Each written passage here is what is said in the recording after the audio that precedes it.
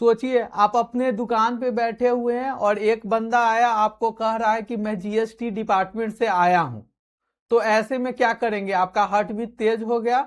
तो घबराने की कोई बात नहीं है। इस वीडियो में हम बताएंगे कि हमें क्या क्या करना चाहिए।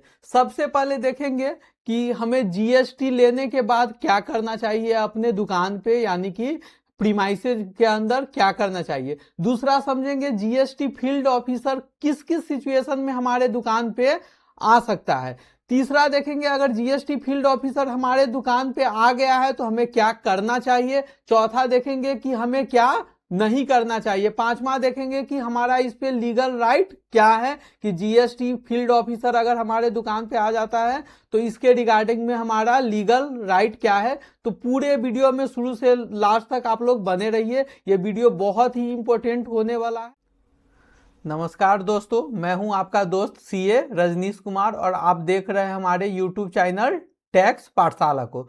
तो चलिए इस वीडियो में देखते हैं कि जीएसटी लेने के बाद, रजिस्ट्रेशन लेने के बाद हम लोग को क्या क्या करना चाहिए। सबसे पहले समझते हैं, आजकल तो जीएसटी लेना बहुत आसान हो गया है। जब से रूल 14A आ गया है, सेम डे अप्रूवल हो रहा है, तो जीएसटी मिलना तो बहुत आसान हो गया है। लेकिन जीएसटी लेने के बाद हम लोग को क्या क्या करना चाहिए। तो सबसे पहले जीएसटी रजिस्ट्रेशन आ जाए तो आपके दुकान के बाहर जो साइन बोर्ड लगा हुआ है उसको चेंज करना पड़ेगा या उस पर जीएसटी नंबर आपको डलवाना पड़ेगा। तो सबसे पहला साइन बोर्ड पे जीएसटी नंबर आप एफिक्स करेंगे। दूसरा, जीएसटी सर्टिफिकेट प्रिंट निकाल के आप दुकान पे कहीं भी जहां स्पेस मिले वहां पे आपको जीएसटी सर्टिफिकेट का प्रिंट आउट लगाना है। तीसरा, आपको सेल्स का अलग से इनवॉइस मेंटेन करना है, एक फाइल रखना है, और परचेज का अलग से इनवॉइस का फाइल रखना है। उससे भी इंपॉर्टेंट आपको अपने सीए से जानकारी लेना चाहिए कि आपको जीएसटी रजिस्ट्रेशन लेने के बाद और को क्या क्या करना चाहिए, क्योंकि बड़े सारे केस में स्टॉक भी मेंटेन करना रहता है तो स्टॉक रखना चाहिए।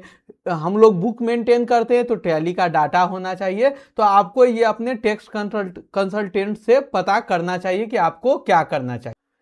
सबसे इंपॉर्टेंट क्वेश्चन कि जीएसटी फील्ड ऑफिसर कब कब आता है अपने बिजनेस प्रीमाइसेज में। तो पहला केस जो है वो अपने प्रीमाइसेज में पीवी के लिए आ सकता है, यानी कि प्लेस वेरिफिकेशन के लिए आ सकता है, क्योंकि रूल 14A में आप लोग जीएसटी ले लेते हैं, वो आसानी से मिल जाता है। दूसरा, अगर प्लेस का आप अमेंडमेंट डाल रहे हैं। या तीसरा, अगर जीएसटी डिपार्टमेंट को सस्पिशियस लगता है कि ये नॉन एग्जिस्टेंस है या आप गलत बिल काट रहे हैं तो जीएसटी डिपार्टमेंट आपका प्लेस वेरिफिकेशन करवा सकता है।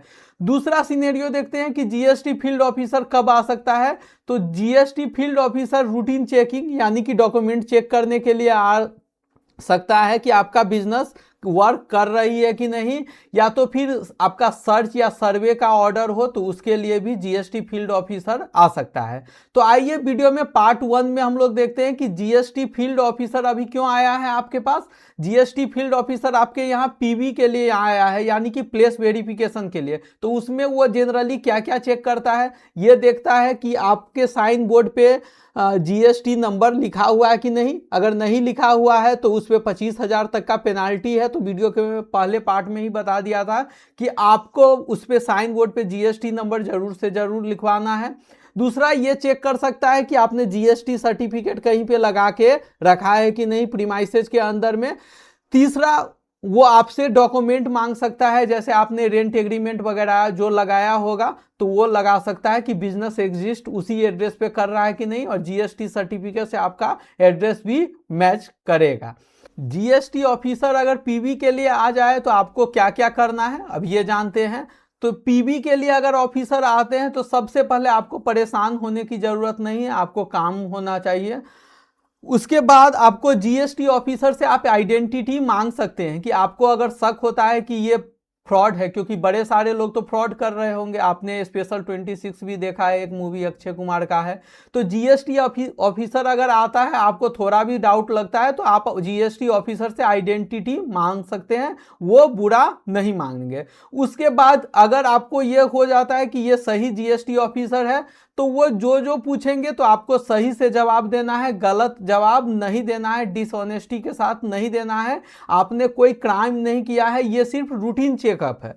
तो आपको सही से जवाब देना चाहिए।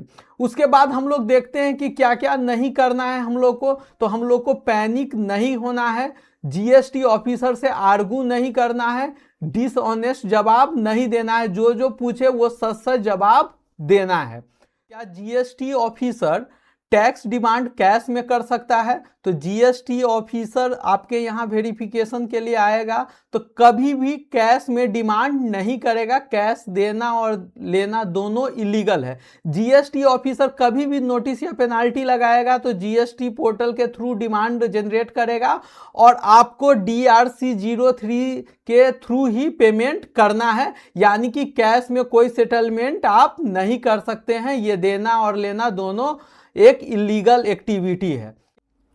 पार्ट 2 में हम लोग देखते हैं कि जीएसटी फील्ड ऑफिसर इस बार आ रहा है अपने यहाँ, लेकिन क्यों आ रहा है? वो रूटीन चेकअप हो सकता है या फिर सर्च हो सकता है, उसको चेक करना हो डॉक्यूमेंट। तो यूजुअली ये कब आता है जीएसटी फील्ड ऑफिसर?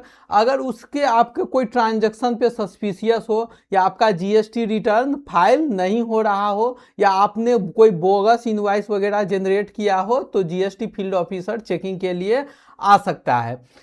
तो यूजुअली जीएसटी फील्ड ऑफिसर जब आता है आपके यहाँ डॉक्यूमेंट चेक करने के लिए, तो आपसे क्या क्या मांग सकता है? आपसे परचेज का इनवॉइस मांग सकता है, सेल्स का इनवॉइस मांग सकता है, आपको देना पड़ेगा, स्टॉक रजिस्टर मांग सकता है, आपका टैली का डाटा मांग सकता है, फिजिकल स्टॉक वेरिफिकेशन के लिए भी बोल सकता है, ई-वे बिल भी मांग सकता है। तो आपको ये सब प्रोवाइड कराना पड़ेगा, यानी कि ये सब आपके दुकान में रेडी होना चाहिए। आपने अगर जीएसटी रजिस्ट्रेशन लिया है तो आपको क्या करना चाहिए? जीएसटी ऑफिसर के साथ अच्छे से पेश आना चाहिए, उससे आर्गू नहीं करना चाहिए, और जीएसटी ऑफिसर जो जो चीज पूछे आपसे जवाब क्लियर कट देना चाहिए, ऑनेस्टी के साथ देना चाहिए, डिसऑनेस्ट नहीं देना चाहिए। अगर किसी भी चीज का आंसर आपको तुरंत उसी टाइम पता नहीं हो तो आप टाइम ले सकते हैं। आप जीएसटी ऑफिसर को रिक्वेस्ट करेंगे कि मुझे कुछ टाइम चाहिए, ये आपका लीगल राइट है, और बाद में आप उसको रिप्लाई कर सकते हैं। आपके पास आप अपने चार्टर्ड अकाउंटेंट से भी बात कर सकते हैं, ये भी आपका लीगल राइट है, आपको फोर्स नहीं किया जाएगा। और आपको क्या क्या नहीं करना चाहिए? जैसे जीएसटी फील्ड ऑफिसर जब आएगा तो आपको बोलेगा कोई स्टेटमेंट साइन करने के लिए, तो कभी भी ब्लैंक स्टेटमेंट वो साइन नहीं करवाएंगे। कोई भी स्टेटमेंट अगर साइन करने के लिए बोलते हैं तो पहले आपको अच्छे से उसको पढ़ना चाहिए, समझना चाहिए, उसके बाद ही उस पर साइन करना चाहिए। कोई भी वर्बल टैक्स लायबिलिटी यानी कि ओरली वो बोलेंगे तो आप एक्सेप्ट नहीं करेंगे। आप बोलेंगे उनको जीएसटी पोर्टल के थ्रू नोटिस इशू कीजिए और हम उसका जवाब देंगे, या पेनाल्टी पे करना होगा तो DRC 03 के थ्रू ही करेंगे। तो कंक्लूजन यही है कि GST field officer routine checkup के लिए आपके यहाँ आ सकता है, डरने की कोई बात नहीं है। अगर जीएसटी ऑफिसर आता है तो आप अपने सीए से कंसल्ट कीजिए और आप काम रखिए, धैर्य से काम रखिए, कोई परेशानी की बात नहीं।